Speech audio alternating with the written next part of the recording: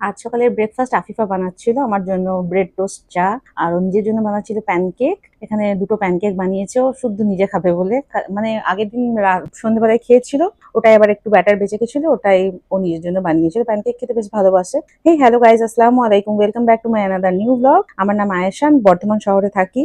আর এক সাইডে আমি হাজবেন্ডের জন্য আর সাফিনের জন্য বানাচ্ছি ওটস। একটু দুধটাকে হালকা গরম করে নিলাম, ওরা ওটস খাবে বলেছিল। তো এখানে ওটসটা একটু দিয়ে দিলাম, যতটা খাবে ওরকম পরিমাণে দিয়েছিলাম। ওটসটার মধ্যে সমস্ত রকম ড্রাই ফ্রুটস দেওয়াই ছিল, আর তার সঙ্গে একটুখানি কলা দিয়েছিলাম আর খেজুর দিয়েছিলাম। যদি স্ট্রবেরি থাকে বা যে কোনো বেরি থাকে তো ওটাও আপনারা অ্যাপ্লাই করতে পারেন, ভাল লাগবে খেতে খুবই। ওপর দিয়ে একটুখানি মধু দিয়েছিলাম, মধুটা দরকার ছিল না যেহেতু চকলেট ছিল অলরেডি এতে, কিন্তু তাও একটুখানি দিয়েছিলাম। ফটাফট সবাই নাস্তা করে নিয়ে তাড়াতাড়ি করে নিয়েছিলাম, তারপর একটু ঘর দৌড় একটু হালকা ফুলকা গুছিয়ে নিয়েছিলাম। আর তাড়াতাড়ি করছিলাম তার কারণ ছিল আমাদের আসানসোল যাওয়ার ছিল। আমার ছেলের রেজাল্টটা অনেকদিন আগে বেরিয়ে গেছে, যেহেতু ওখানে স্কুল থেকে পাস করেছে, তো টিসি তারপরে ফিজিক্যাল মার্কশিট যেটা হয় সেটা নিয়ে আসার জন্য। তো আমরা বেরিয়ে গেলাম তারপর আসানসোলের জন্য। যখন বেরিয়েছিলাম বর্ধমান থেকে তখন এত গরম লাগছিল, এত হিউমিডিটি ছিল যে মানে পুরো অবস্থা খারাপ হয়ে যাচ্ছিল। কিন্তু তারপর রাস্তায় যেতে যেতে ওয়েদারটা এত সুন্দর হয়ে গেছে, চারিদিকে মেঘ করেছে।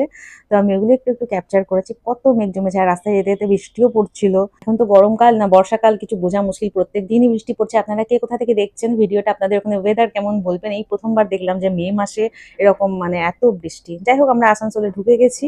আসানসোলে ঢোকার পর আমরা এসেছিলাম এখানে আমাদের দোকানে। এই যে এখানে ব্ল্যাক কালারের সাইনবোর্ডে লেখা আছে ভাইড অ্যান্ড সান্স, এটা আমার শ্বশুর মশাইয়ের দোকান। দোকানে নেমেছিলাম তার একটা কারণ ছিল, কেন কি আমরা তো ঘর থেকে নিয়ে এসেছিলাম আগের দিন রাতেবেলায় যে চিকেনটা কষা করেছিলাম সেটাই নিয়ে এসেছিলাম, আর সাথে একটু তন্দুরি নান নেওয়ার জন্য ওখানে অ্যাকচুয়ালি দাঁড়ানো। তারপর যাই হোক, দোকান থেকে বেরিয়ে আব্বার সঙ্গে দেখাও হয়ে গেছিল, আর এখানে ঘরে চলে এলাম। ঘরে এসে তো বেশ ভালো লাগছিল, কেন কি ঈদের পরের দিন এসেছিলাম, তারপর আবার এতদিন বাদ এলাম। কিন্তু ঘরের ভেতর ঢুকে আমার পুরো মুড খারাপ হয়ে গেছিল, একদম এত নোংরা হয়েছিল ঘর।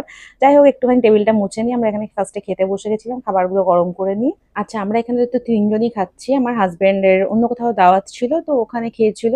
তারপর খাওয়া দাওয়া হয়ে গেলে এখানে আমও কিনেছিলাম সাথে, আমটাকেও কেটে নিয়ে একটুখানি রুমের ভেতর ঢুকলাম, ঢুকে এসি চালিয়ে একটু বসে বসে আমটা খেলাম। কিন্তু একটা জিনিস দেখে আপনাদের কিরকম ধুলো পড়েছে দেখুন এখানে।